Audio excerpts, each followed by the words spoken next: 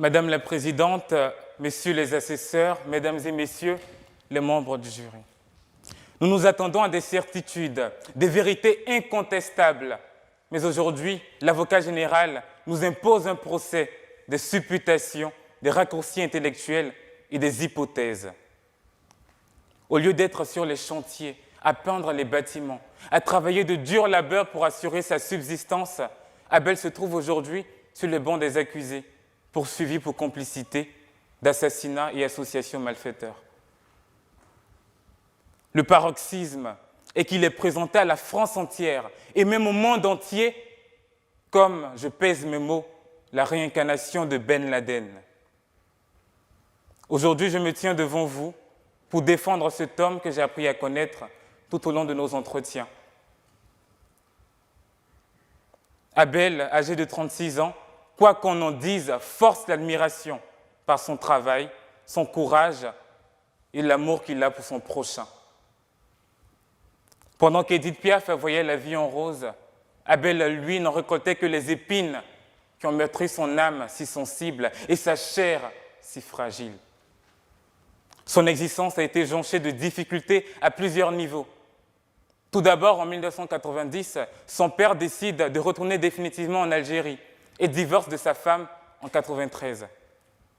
Cette séparation va sonner même le glas de la déchirure viscérale de la famille Mara. C'est un coup dur pour Abel.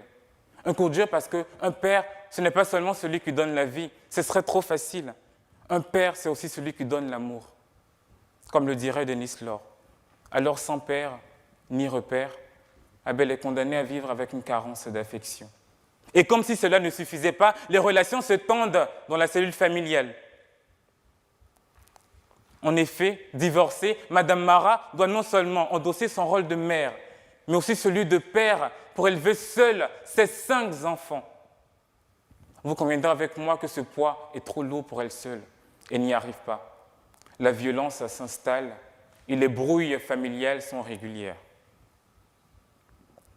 La famille Mara survit dans un HLM délabré, surpeuplé, dans lequel les occupants s'agglutinent les uns sur les autres pour sombrer dans les bras de Morphée.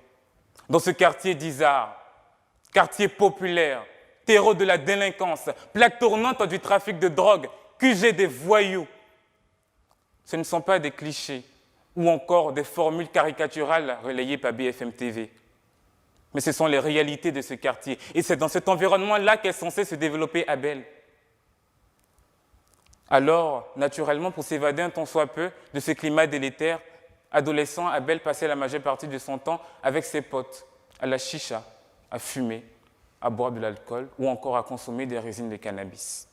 Tout comme son grand frère d'ailleurs, lui aussi qui est un ancien toxicomane et alcoolique. Il est vrai que mon client n'est pas un saint, son casier judiciaire ne plaît pas en sa faveur. Il a récidivé plusieurs fois pour des faits de violence physique, notamment à l'égard de son grand frère, Gami. Néanmoins, Abel a fait le choix. Il a fait le choix de prendre son destin en main. Il a fait le choix de rompre avec cette enfance baignant dans la violence. Il a fait le choix de se lever, cette fois-ci par le travail. Comme il est admis dans la conception générale, il n'est pas trop tard pour bien faire. Après des mois d'abnégation et de travail acharné, Abel a réussi brillamment son CAP de peintre en bâtiment à l'âge de 18 ans. Malheureusement, sa vie bascule le 6 mars 2012, lorsque dans cette journée, son petit frère, Mad Mara, lui demande de l'accompagner pour boire un verre. Et en cours de route, Mad Mara décide seul de voler un 2 roues qui va lui permettre par la suite de perpétrer 7 assassinats à Toulouse et à Montauban. Par la suite, Mad Mara trouve la mort à l'issue de l'assaut du raid.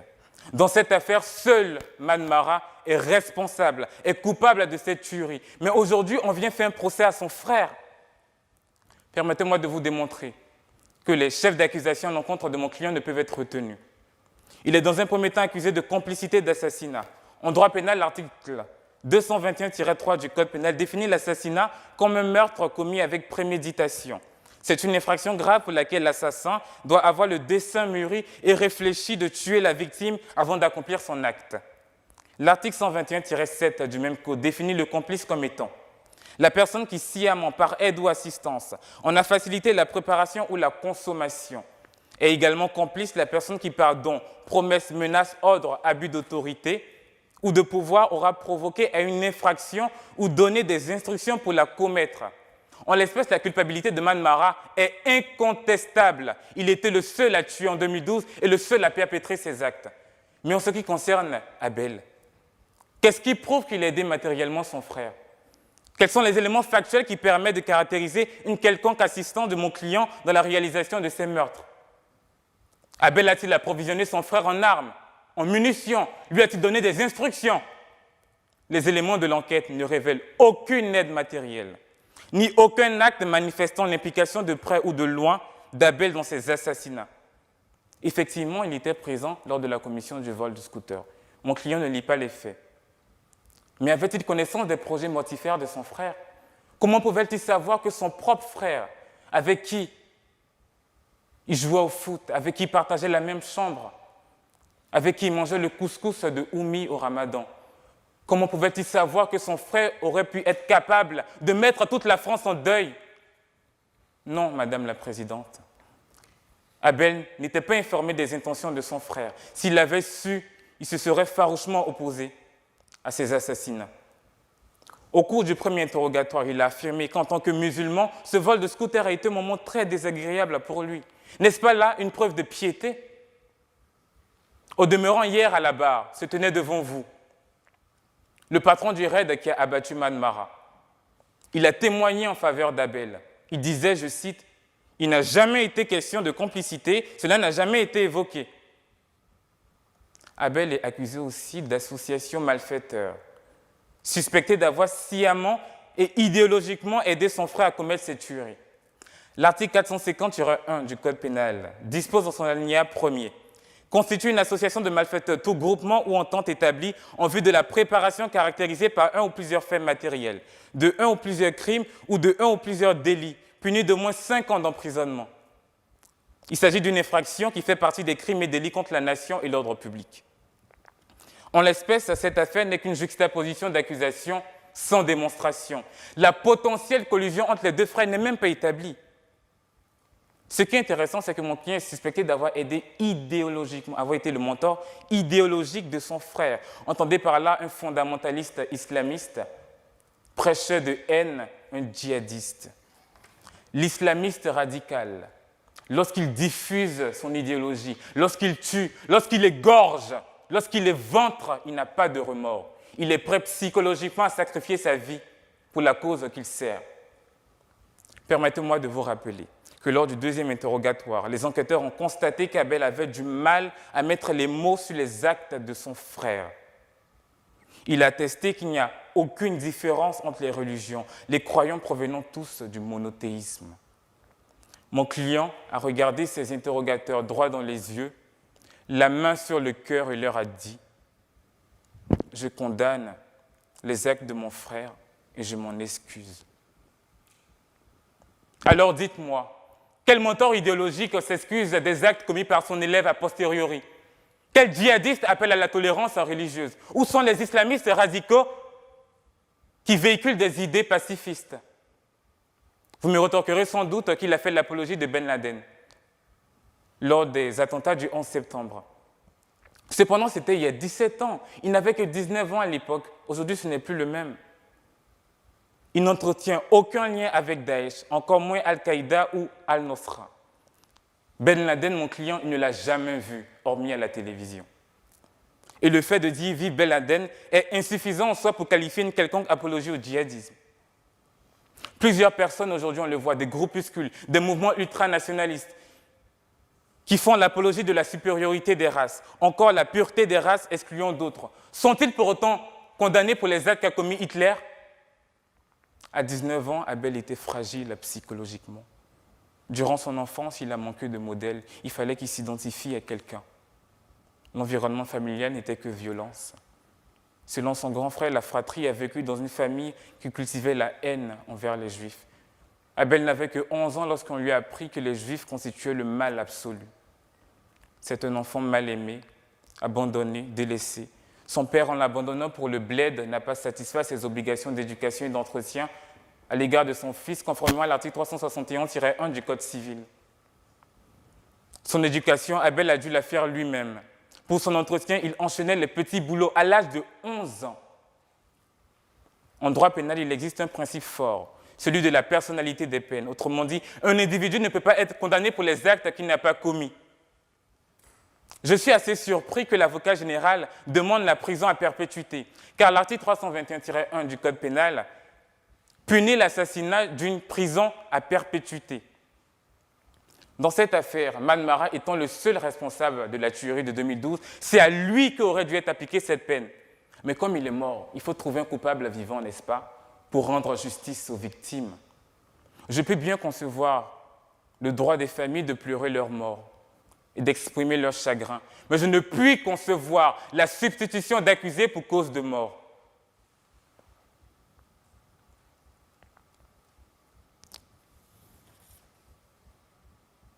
Le but de ce procès n'est pas de trouver le véritable coupable, mais d'acheter la paix sociale, contenir les larmes des familles endeuillées, satisfaire l'opinion publique. L'opinion publique, chassez-la, cette intruse, cette prostituée qui tire le juge par la manche. C'est elle qui, au pied du Golgotha, tendait les clous au bourreau. C'est elle qui applaudissait au massacre de septembre et un siècle plus tard, crevait du bout de son ombre les yeux des communards, disait Vincent de Moreau-Guiaferi. N'est-ce pas l'opinion publique qui acclamait le Christ lorsqu'il donnait la vue aux aveugles, lorsqu'il guérissait les malades? N'est-ce pas la même opinion publique qui cria à l'endroit du Christ « Crucifiez-le, crucifiez-le » Aujourd'hui, Abel est taxé de toutes parts de terroriste, alors qu'en réalité, c'est lui le terrorisé. Chaque jour, il reçoit un déluge de menaces de mort, une kyrielle de mise en garde, un florilège d'injures. Chaque jour, les médias, tels des chiens aux abois, ternissent son blason. Chaque jour, il est lynché sur les réseaux sociaux. Il doit faire face, vaille que vaille, à une coalition de haineux. Il ressent un mélange de honte en tant qu'accusé, de tristesse pour avoir perdu son frère et de regret pour avoir été ignare. Le seul crime qu'il a commis est d'avoir été le frère de Mad, de porter le nom Mara, d'avoir été au mauvais endroit, au mauvais moment. Madame la Présidente, Messieurs les assesseurs, vous avez prêté serment de servir la justice et non l'opinion publique qui a déjà condamné Abel. Vous allez devoir apprécier dans cette affaire la matérialité des faits que nous autres juristes appelons les éléments constitutifs de l'infraction. Lorsqu'une condamnation pénale ne peut s'appuyer sur une intime conviction acquise par la juridiction à l'issue des débats, le doute profite au mis en cause. Mon client n'est guère complice d'assassinat, encore moins d'association malfaiteurs, aucune preuve n'étant rapportée. Ainsi, Madame la Présidente, Messieurs les assesseurs, je vous le demande de l'acquitter au bénéfice du doute. Merci.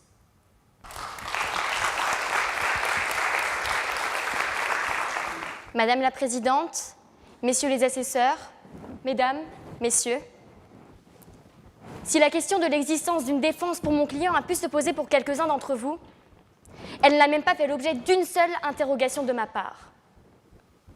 Parce que défendre Abel Mara, c'est protéger chacun d'entre nous d'une justice sans nuance. Parce que défendre Abel Mara, c'est confirmer que la présomption d'innocence existe. Mais surtout parce que défendre Abel Mara, c'est prouver que le terrorisme n'a pas gagné. C'est offrir à la justice la possibilité de se différencier de ceux qu'elle combat. Avant de revenir sur les accusations portées à l'encontre de mon client, et compte tenu de la nature du dossier, laissez-moi retracer la vie de celui qui se trouve aujourd'hui sur le banc des accusés. Abel Mara, je vous le concède, n'est pas et n'a jamais été un enfant de cœur. C'est un délinquant de droit commun, toujours dans les mauvais coups, mauvais endroits, mauvais moments. Et on ne peut pas dire qu'il a une vie facile. Le départ d'un père alors qu'il n'est âgé que de 11 ans, l'impuissance de sa mère à éduquer ses enfants, le divorce de ses parents, les mauvaises fréquentations du quartier. Résultat, le jeune homme est complètement désorienté, laissé sans repère face à cette structure familiale défaillante, empreinte de violence comme nous l'ont rapporté les services sociaux. Alors, pour oublier, et peut-être par fatalisme, il sombre très jeune dans la petite délinquance, sort beaucoup, consomme drogue et alcool à outrance. Sans doute par répétition du schéma familial, qu'il a toujours exclusivement connu, il peut parfois se montrer violent, ce qui lui vaudra d'ailleurs plusieurs condamnations. Côté religion, Abel est pratiquant musulman depuis sa naissance. Jugez-en de vous-même, mais on ne peut pas dire qu'il soit un fidèle exemplaire. Car lui-même le dit, il a manqué de modèle durant son enfance, ce qui l'a conduit à tous ses excès. Il va où le vent le mène, n'agit pas par réelle conviction, et vous remarquerez qu'aucun de ses actes n'a jamais été revendiqué comme servant un quelconque fanatisme. Non, voyez-vous, il n'est autre qu'un jeune homme paumé, livré à lui-même depuis sa plus tendre enfance, influencé par un entourage malveillant. Bref, vous l'avez compris, au sortir de cette enfance malheureuse, Mara vole, Mara bat, Mara boit, et enfin, Mara bout. Et en plus, Mara a une barbe. Alors là, on touche du doigt le fantasme du parfait coupable, quoi. Si cette image vous offusque, elle n'est autre que le reflet de la stigmatisation dont mon client fait l'objet, à laquelle son patronyme, sa religion, sa famille, mais aussi son passé ne sont pas étrangers. C'est d'ailleurs pour donner tort à tous ces médisants, pour se sortir de cette condition et défier les lois du déterminisme social qui s'insère dans le monde professionnel. Lui qui l'avait sitôt quitté, retourne courageusement sur les bancs du lycée. Et, me direz-vous, quoi de mieux qu'un CAP pour changer de cap? C'était sa carte chance, celle qui le libérerait des travers de la récidive et lui éviterait un nouveau passage à la case prison. N'est-ce pas là la preuve d'une forme de résilience, d'une volonté d'intégration? Abel disposait de plusieurs surnoms dans son quartier. Son goût pour le whisky lui avait valu celui de Jack, témoignant d'un certain penchant, je vous le concède, pour une hygiène de vie peu recommandable.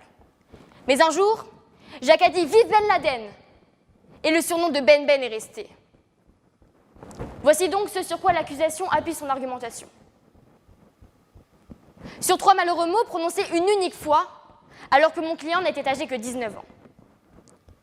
Savez-vous quel âge il a aujourd'hui? Il a 36 ans.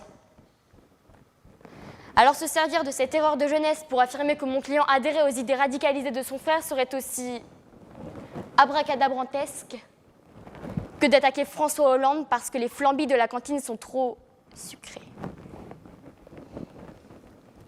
Alors me direz-vous que je fais abstraction du récit de son frère, Gami, qui évoque une dispute au cours de laquelle Abel l'aurait poignardé au motif de son antisémitisme. Mais comment prendre en compte un témoignage d'une telle fragilité? Abel n'a de brouille qu'avec un seul membre de sa famille, le même qui l'accuse d'antisémitisme. N'est-ce pas un peu gros? D'ailleurs, Gami lui-même s'est discrédité quand il a changé plusieurs fois de version dans ses déclarations. Mais voyez-vous, on ne peut même pas lui reprocher l'imprécision de sa mémoire lorsque l'on sait que ses dires portent sur une période sombre de sa vie, alors en plein dans la toxicomanie. Car si l'agression qu'il décrit a réellement existé, pourquoi est-il le seul à en parler? Pourquoi n'en a-t-il pas averti les autorités? Pourquoi le dossier ne mentionne-t-il aucune preuve médicale du coup de poignard prétexté? Tout simplement parce que cet épisode n'est qu'affabulation, j'oserais même gaminerie de sa part, pour remettre la faute sur Abel et qui sait, peut-être pour éloigner les enquêteurs de sa personne. Parce que celui qui a dit à sa mère qu'elle pouvait être fière de Mad après les assassinats, ça n'est pas mon client, mais bel et bien l'unique témoin à charge de ce procès. Le second témoignage, celui de la sœur d'Abel, Maïcha, nous offre en effet une toute autre perspective et démontre l'intelligence d'adaptation dont Abel sait faire preuve pour cohabiter avec une culture qui visiblement n'est pas la sienne. Pour ne pas recevoir de remarques quant à sa religion, il a convenu de ne pas critiquer son mode de vie. Certains y verraient une exception. J'y vois le gage d'une volonté d'outrepasser les barrières invisibles de la société. J'y vois, timide certes, mais une envie de s'intégrer. Venons-en maintenant aux faits. Il est reproché à mon client 2 chefs d'accusation. La complicité d'assassinat ainsi que l'association de malfaiteurs. L'article 121-7 du Code pénal dispose qu'est complice la personne qui, sciemment, par aide ou assistance à faciliter la préparation d'un crime ou délit. L'article 450 du même code prévoit quant à lui que constitue une association de malfaiteurs tout groupement formé ou entente établie en vue de la préparation, caractérisée par un ou plusieurs faits matériels d'un ou plusieurs crimes. En clair, l'accusation fonde son argumentation sur la participation d'Abel Marat à la préparation de ces crimes par son frère, Man Marat, à savoir l'assassinat de 7 personnes à Toulouse et Montauban. Mon client est soupçonné d'avoir sciemment aidé son frère, matériellement et idéologiquement. J'analyserai donc ces 2 points successivement. Tout d'abord, l'élément matériel. Oui, Abel Marat était présent dans cette voiture ce 6 mars 2012, quand son frère a décidé de voler ce scooter.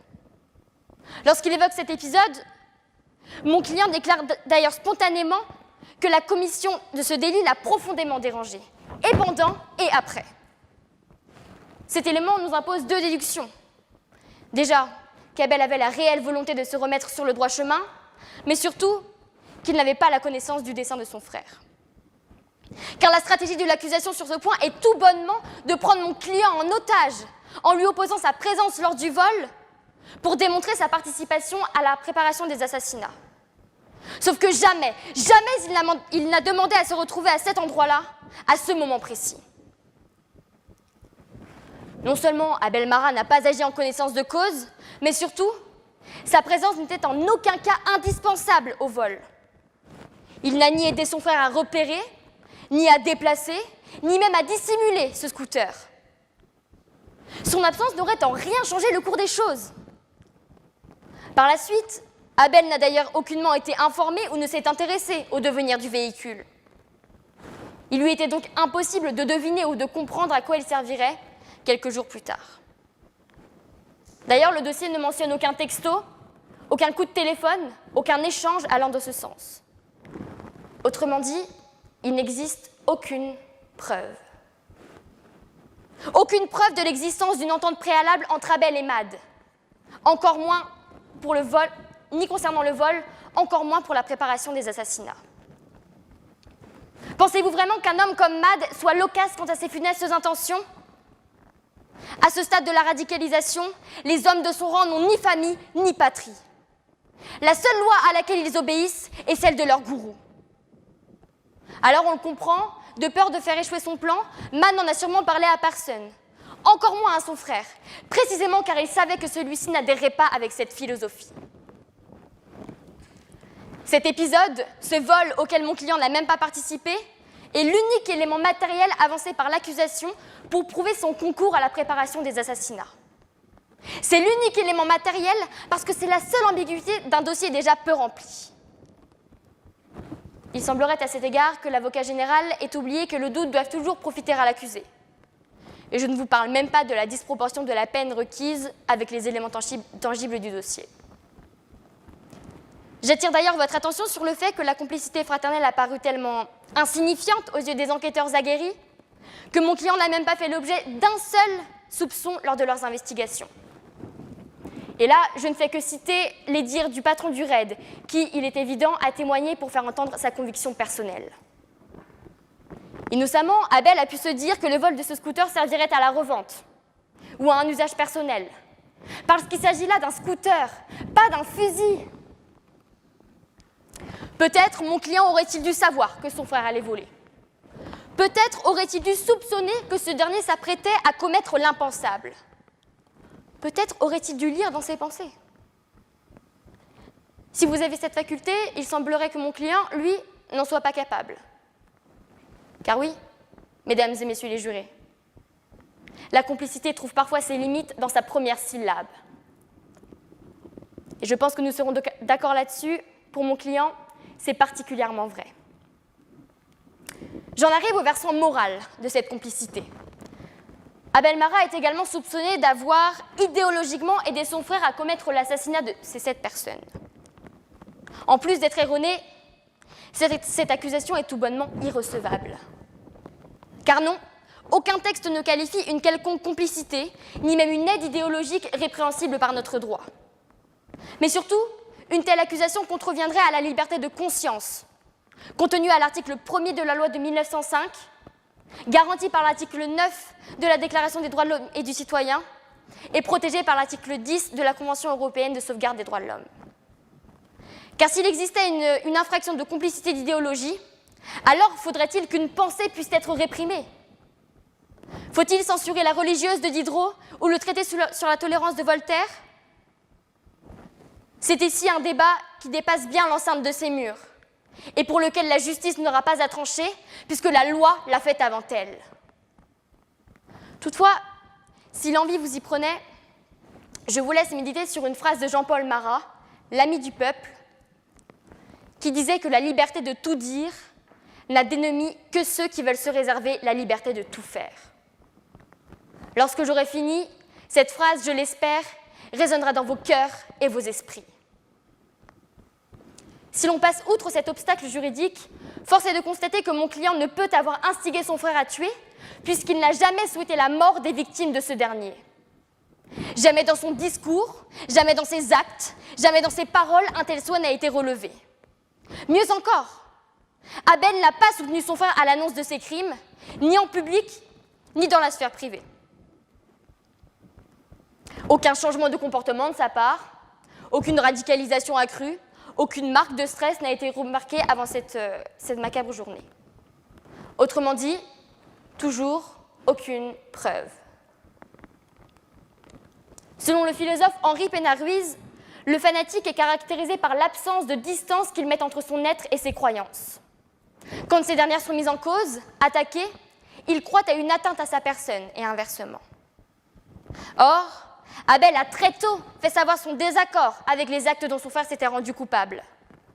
Et c'est là, précisément, que se trouve la différence entre le fanatique et mon client.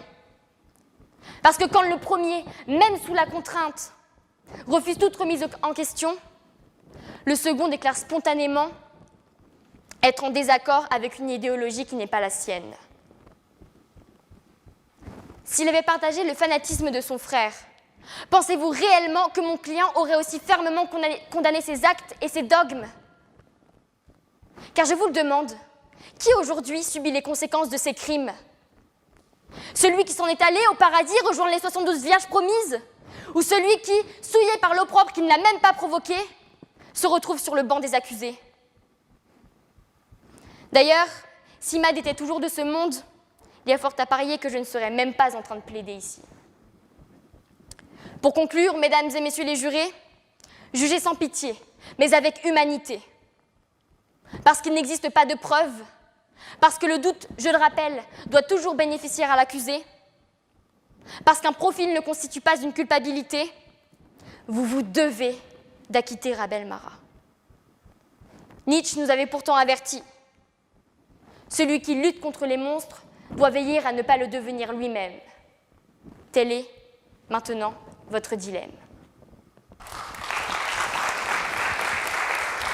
Madame la Présidente, Messieurs les assesseurs, Mesdames, Messieurs, nul n'oserait en ces lieux légitimer les actes de Mad Marat. Nul n'oserait nier l'horrible souffrance de se faire amputer si cruellement d'un être qu'on le chérissait. J'entends cette douleur de se faire arracher ce que l'on aime au nom d'une idéologie qui n'est que haine et atrocité. Je l'entends, et je ne peux offrir que ma sincère condamnation des événements affreux de Toulouse et Montauban. Et vous assurer que la défense ne sera absolument pas celle de défenseurs d'une idéologie, mais bel et bien celle d'avocats qui vont plaider après avoir étudié le dossier. Mais avant toute chose, il est capital que nous précisons que mon client ne saurait se muer en Mad Marat pour contenter l'opinion publique. Il ne saurait être l'exutoire de la douleur et du ressentiment des victimes. Il n'est pas l'auteur de ces crimes, et nous cherchons seulement à savoir s'il est complice et si une association de malfaiteurs est déterminable. Rappelons que l'homme que nous jugeons aujourd'hui se prénomme Abel et non Mad, que celui-ci ne devra pas être jugé pour un nom de famille partagé avec un meurtrier, mais bien pour des faits, juste des faits et seulement des faits. Ce procès a évidemment une portée émotionnelle qui dépasse largement ces simples murs. Et il est en l'occurrence de notre devoir de montrer que nous sommes un État démocratique qui ne conçoit sa justice sans l'effectivité des droits de l'individu. Il est de nos devoirs de protéger tout citoyen de l'arbitraire, quand bien même l'opinion publique peut penser la défense d'un supposé terroriste odieuse. Et face aux attaques des terroristes qui veulent affaiblir notre système, il est de notre mission de montrer que nos valeurs législatives, constitutionnelles et conventionnelles ne sauraient se muer en glaive vengeur. Abdel Merah a le droit à un procès équitable où sa présomption d'innocence sera respectée. Alors rappelons d'abord les faits. Le procureur de la République demande la prison à perpétuité car mon client est présumé coupable de complicité d'assassinat et d'association de malfaiteurs. Son raisonnement s'appuie tout d'abord sur la présence d'Abdel le 6 mars 2012, lorsque Mad a volé le scooter qui servira de moyen de transport durant les tueries. L'accusation présume ainsi que puisque mon client était sur la scène du délit, il est complice, bien que celui-ci se trouvait dans une voiture et n'ait jamais touché le scooter. Il serait complice. Attendions-nous qu'Abdel ait été plus efficient que l'ensemble de nos policiers? Attendions-nous qu'il devine tout de suite les intentions meurtrières de son frère? Ne serait-il pas plus probable que celui-ci n'ait associé cet acte qu'à un simple délit, chose si courante dans le quartier d'Izar? Car oui, en effet, il nous serait plus aisé de déduire que puisqu'Abdel n'a pas dénoncé son frère, c'est qu'il était au courant, c'est qu'il savait. Mais Abdel n'était pas homme à dénoncer un frère. Abdel est de ceux qui ont grandi dans la banalisation de la délinquance et avec peu de repères. Abdel, comme il l'a dit lui-même, comme il nous l'a raconté, fait partie de ceux qui grandissent entre deux postes de guetteurs et autres larcins de petite envergure. Cela fait certainement de lui un petit délinquant de droit commun, mais sûrement pas un criminel, pas un terroriste, ni un gourou de l'islamisme. On ne devrait pas risquer la perpétuité pour un vol de scooter que l'on n'a jamais touché. Une accusation ne se crée pas par une accumulation de suppositions, et nul n'a la preuve que Mad Merah aurait dit sciemment à son frère « Je vole ce scooter car je veux m'en servir pour assassiner cette personne ».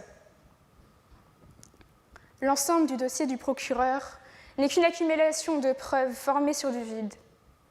Et il me ferait horreur de voir mon client condamné, car on suppose qu'il est un terroriste présumé. Ce n'est pas comme ça que l'on rend justice. On présume qu'Abdel aurait été le menteur idéologique de Mad Merah, qu'il l'aurait aidé matériellement et idéologiquement. Nulle preuve de l'aide matérielle a été apportée, et il est de même pour l'idéologie. Il n'y avait qu'un homme qui tenait l'arme. Il n'y avait qu'un homme qui, ce soir-là, a tué 7 personnes. Et ce n'était pas mon client, mais bel et bien son frère, Mad Merah. Dire que comme mon client est le frère du tueur du Montauban, et que comme tous les deux étaient musulmans, ils partageaient les mêmes convictions et s'étaient associés est un syllogisme aussi aisé qu'injuste et facile. Il m'est difficile de voir en Abdel un homme aussi radicalisé qu'on l'en prétend, lorsque celui-ci est resté proche de sa sœur Aïcha.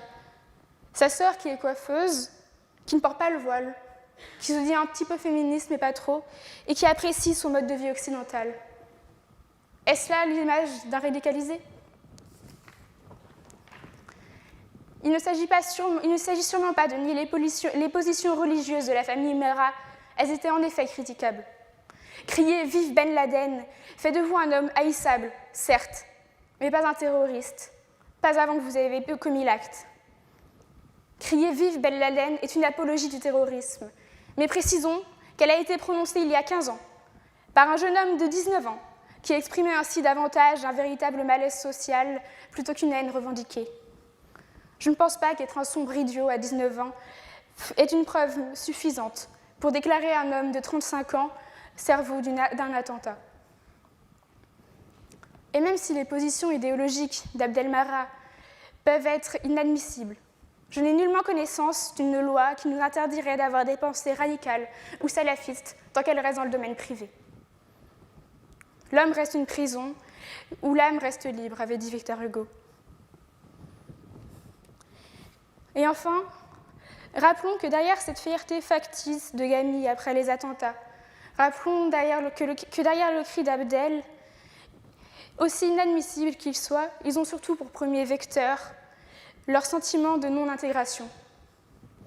Et aujourd'hui, mesdames, messieurs, il est de votre devoir et de votre plus grand courage de leur montrer justement qu'en ces tribunaux, tout citoyen est jugé de manière équitable et qu'Abdel, dont la complicité n'a même pas été envisagée par le capitaine du raid, ne payera pas pour les crimes qu'il n'a pas commis, car les crimes, ce sont ceux de son frère. Ainsi, mesdames, messieurs, en l'absence de preuves et au vu de l'insuffisance du dossier, je vous prierai d'oublier l'opinion publique et de simplement acquitter mon client. Rendez justice. Merci.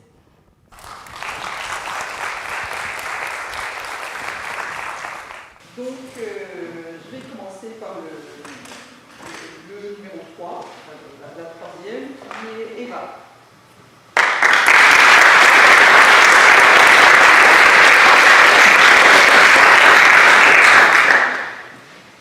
La deuxième est Marianne.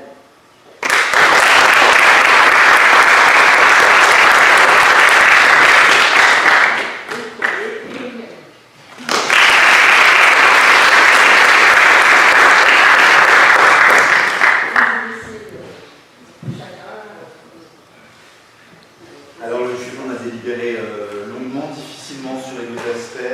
Eva, ce qu'on a particulièrement apprécié dans votre plaidoirie, ça a été que concernant une affaire très difficile, vous avez été systématiquement dans le respect par rapport aux victimes. Vous n'êtes pas allé dans l'outrance justement, vous étiez dans la sobriété. Vous avez également structuré votre pensée, votre discours, par le biais d'une introduction générale et puis par la suite en développant les différents éléments qui étaient à votre disposition. Donc ça, c'était tout à fait bénéfique. En sens inverse, c'est l'égalité des défauts ici. Après, là où ça a été encore le plus dur, ça a été de départager Marianne et Yannick. Dans cette départition, Marianne, je pense que sur tout autre type de dossier, le résultat aurait pu être exactement l'inverse pour une raison assez simple. Votre prise de risque a été saluée par le jury de façon assez importante. Prise de risque, vous avez essayé de tenter des traits d'humour sur ce dossier qui était justement un dossier difficile. Cette prise de risque s'est également manifestée par des références, c'est-à-dire des références à Ben Laden suivies juste après. Peut-être était-ce quelque peu maladroit d'une blague sur un ancien président de la République ici. Pour autant, de ce point de vue-là, sur tout autre type de sujet, un concours d'éloquence ici aurait pu se gagner de cette façon-là. J'ai particulièrement, à titre personnel, aimé le style et les références citées sur la fin de votre exposé. Vous êtes assurément éloquente et vous destinez à de grandes choses par la suite. Yannick, tout était dans la construction, dans la maîtrise. Vous avez bien détaillé sur chaque infraction les différents éléments constitutifs. C'était constant et rigoureux, justement, dans la démonstration. Et sur un tel sujet, je pense que c'est tout à fait ce qui était. Et justement, vous avez réussi à faire une structuration en L3, c'est bien ça? Assez remarquable, quand même, en distinguant bien le droit du fait. Justement, à chaque fois, pour bien montrer les éléments qui n'y étaient pas et ceux qui étaient susceptibles d'exister. Et donc, c'est pour ça que vous avez gagné, à mon sens, en tout cas, ce concours. Moi, je voudrais surtout vous féliciter tous les trois. Moi, je ne suis pas issu du droit et par contre, j'essaye de l'écrire de temps en temps avec beaucoup de collègues et beaucoup de collaborateurs qui nous y aident à l'Assemblée. Mais j'ai été impressionné par la qualité de votre prestation les uns les autres, de la tienne, Eva, parce que c'est pas évident de concourir face à des grands comme ça, qui ont déjà une expérience. Je pense qu'on n'a pas essayé de juger non plus le fond et ce qu'il y avait de juridique à l'intérieur de ton propos, parce que ça n'a pas été l'objet d'une notation particulière qui aurait affaibli la note, mais en tout cas, ça a été une très belle prestation et c'était vraiment des encouragements qu'on peut te donner. Et puis, pour les deux autres, j'ai eu beaucoup de difficultés à vous départager, c'était certain. Voilà, mais il faut un vainqueur, et donc c'est Yannick le vainqueur, et bravo à vous et félicitations.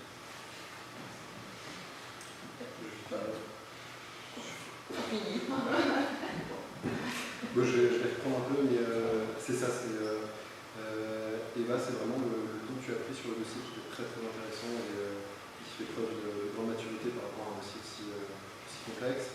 Le fait que tu aies fait justement une introduction et pas juste un rappel des faits, qui a introduit le sujet qui nous a beaucoup touché, et ta sincérité qui transparaît à travers.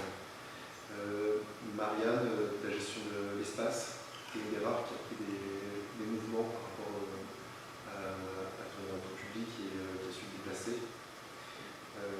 Ton rythme aussi a été apprécié et remarqué dans ta façon de prononcer dans ton contexte et ton originalité.